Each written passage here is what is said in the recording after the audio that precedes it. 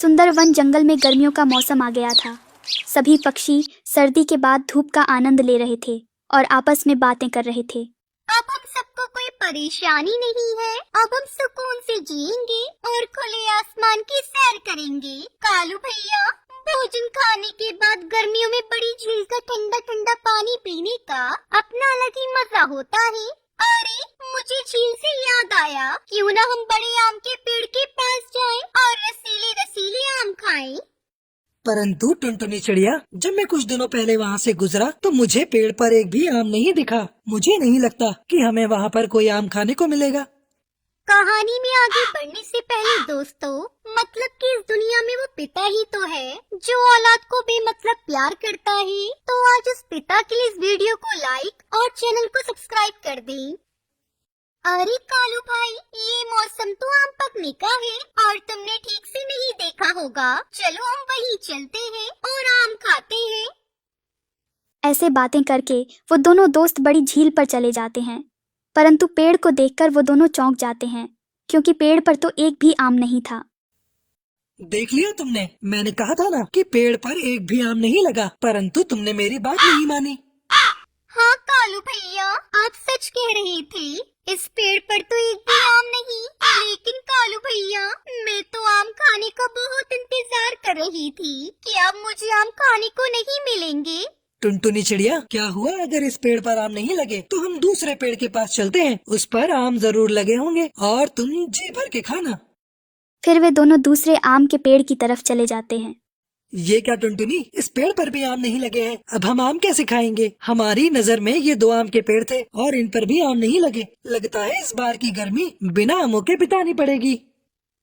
ऐसा नहीं होगा, हम आम तो खा कर ही रहेंगे। भला बिना आमों के कभी हमने गर्मियाँ बिताई है जो अब बिताएंगे? क्या टुनटुनी बहन, आप कोई जादू करना जानती हो जो हमारे सामने जादू से आम प्रकट कर दोगी? नहीं नहीं, मुझे कोई जादू करना नहीं आता। कालू भैया, आपको याद है जब हम एक बार दूर के जंगल गए थे तो हमें एक छोटा सा आम का पौधा मिला था। अब तो वो पौधा बड़ा हो गया होगा और उस पर आम भी लग गए होंगे। हाँ, मुझे याद आया। भला मैं उस छोटे से पौधे को कैसे भूल सकता हूँ। आपने उसकी बहुत देख रेख करी थी। जब भी वहाँ से गुजरा करती तो उस नन्हे पौधे को जरूर पानी दिया करती। तो बस हम कल उसी पेड़ के पास जाएंगे और खूब सारे मीठे मीठे आम खाएंगे। फिर वो दोनों दोस्त अपने अपने घरों को वापस लौट जाते हैं। तभी कालू कौवे की पत्नी सुंदरी कौवी कालू से कहती है, कालू जी, पूरे जंगल में बस 2 ही आम के पेड़ हैं और उन पर भी इस बार आम नहीं लगे। तो सुंदरी, आप कहना क्या चाहती हैं? आम तो हमने इस पेड़ से खा लेने हैं, फिर आपको कैसी चिंता? मैं बस इतना चाहती हूँ कि हम दोनों के सिवा कोई और पक्षी इस पेड़ के आम न खा सके।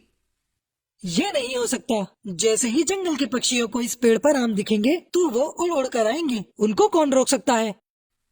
रोकेगा कालू जी, रोकेगा। ये पेड़ ही किसी को अपने आम नहीं खाने देगा। आप बस देखते जाओ। ऐसे कहकर सुंदरी कौवी कालू कौवे को उसी आम के पेड़ के पास ले जाती है जिस पर बहुत सारे आम लगे थे और उस पेड़ से कहती है, सुन बे आम के पेड़, आज से तू हमारी हर बात मानेगा और हमारे सिवा किसी को भी अपने आम नहीं खाने देगा, खासकर उस टुनटुनी चिड़िया और उसके दोस्तों को। नहीं, मैं आप दोनों की बातें नहीं मानूंगा। मैं एक सच्चा और अच्छा आम का पेड़ हूँ। पक्षियों को अपने आम देकर मुझे बड़ी खुशी मिलती है। तेरी खुशी मैं अभी निकालती हूँ। जब यहाँ रहेगा ही नहीं तो फल किसे देगा? कालू जी, अभी इस पेड़ को जड़ से काट फेंको। सुंदरी, आप यहीं पर रहो, मैं अभी घर से कुल्हाड़ी लेकर आता हूँ और एक ही बार में इसे जड़ से काट फेंकता हूँ। उन दोनों की ऐसी बातें सुनकर बेचारा आम का पेड़ डर जाता है। नहीं, मुझे मत काटना। तुम जैसा कहोगे मैं वैसा ही करूँगा। किसी और पक्षी को अपने आम नहीं खाने दूंगा। अब आया ना मजा। अगर किसी पक्षी को भूल कर भी आम खिलाए तो याद रखना, हमसे बुरा कोई नहीं होगा। ऐसे कहकर कालू और सुंदरी वहां से अपने घोंसले में आ जाते हैं। अगली सुबह टुनटुनी चिड़िया और टूनी चिड़िया उसी पेड़ पर आम खाने के लिए जाते हैं। रास्ते में टुनटुनी चिड़िया टूनी चिड़िया से कहती है, टूनी बहन, पता है कल मैं कालू भाई के साथ ही आम का पेड़ देखने आई थी और मैंने उन्हें इसी आम के पेड़ के बारे में बताया, लेकिन पता नहीं क्यों आज वो हमारे साथ नहीं आई। इतने में टुनटुनी चिड़िया और टूनी चिड़िया उस पेड़ के पास पहुंच जाती है। अरे वाह, इस पेड़ पर तो ढेर सारे आम लगे हैं। चलो टूनी, अब जी भरकर आम खाते हैं। हाँ टुनटुनी, आम तो ढेर सारे लगे हैं, अब मैं जी भरकर आम खाऊंगी। फिर टूनी चिड़िया आम तोड़ती है कि तभी पेड़ को कालू और सुंदरी की बातें याद आ जाती हैं और वो जोर जोर से हिलकर उन दोनों को जमीन पर गिरा देता है। नहीं नहीं, आप सब मेरे आम नहीं खा सकते। पेड़ जी, हमारे जंगल में एक भी आम नहीं लगा, तो हमें अपने आम खाने दे, हम बड़ी दूर से आए हैं। नहीं नहीं, मैं किसी भी पक्षी को अपने आम नहीं खाने दूंगा।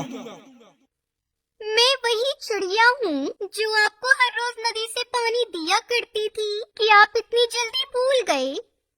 हाँ, मुझे सब याद है, मैं कुछ नहीं भूला। थोड़ा सा पानी क्या दे दिया तो मुझ पर अपना हुक्म जमाओगी?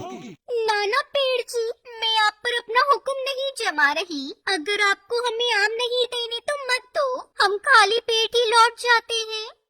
बेचारा आम का पेड़ तो बहुत दुखी था क्योंकि वो टुनटुनी चिड़िया को आम खिलाना चाहता था, परंतु वो चुप रहता क्योंकि कालू और सुंदरी कौवी ये सब छिपकर देख रहे थे। फिर वो दोनों चिड़िया वहां से चली जाती है। तभी टुनटुनी चिड़िया टुनी चिड़िया से कहती है, टूनी तुम जाओ, मैं थोड़ी देर में आती हूँ। टुनटुनी तुम कहाँ जा रही हो? मुझे कुछ दाल में काला लगता है, वरना वो पेड़ हमको आम देने से कभी मना नहीं करता। मैं वहीं जा रही हूँ। ये बोलकर टुनटुनी चिड़िया वापस से आम के पेड़ के पास चली जाती है। वह कालू और सुंदरी कौवी को पेड़ से बातें करते देखती है। बहुत अच्छे, तुमने अपना काम बखूबी किया है। उस टुनटुनी चिड़िया को यहाँ से भगाकर अब हम तुमको नहीं काटेंगे। अब टुनटुनी चिड़िया के सब समझ में आ जाता है और फिर टुनटुनी चिड़िया सभी पक्षियों के घोंसले में जाकर उनको कालू कौवे और सुंदरी कौवी के कारनामे बताती है। अरे टुनटुनी, ये कालू तो सच में बहुत बुरा कौवा निकला। अब हम इन दोनों को नहीं छोड़ेंगे। फिर सभी पक्षी मिलकर सुंदरी कौवी और कालू कौवे को जंगल से बाहर कर देते हैं। निकल जाओ यहाँ से। तुमने आम के पेड़ को इतना धमकाया कि उसने हमें आम देने से मना कर दिया। इस आम के पेड़ पर जंगल के सारे पक्षियों का अधिकार है। अब तुम दोनों निकल जाओ इस जंगल से। फिर सभी पक्षी उन दोनों को जंगल से बाहर कर देते हैं और उसके बाद सब मिलकर खुशी खुशी आम खाते हैं।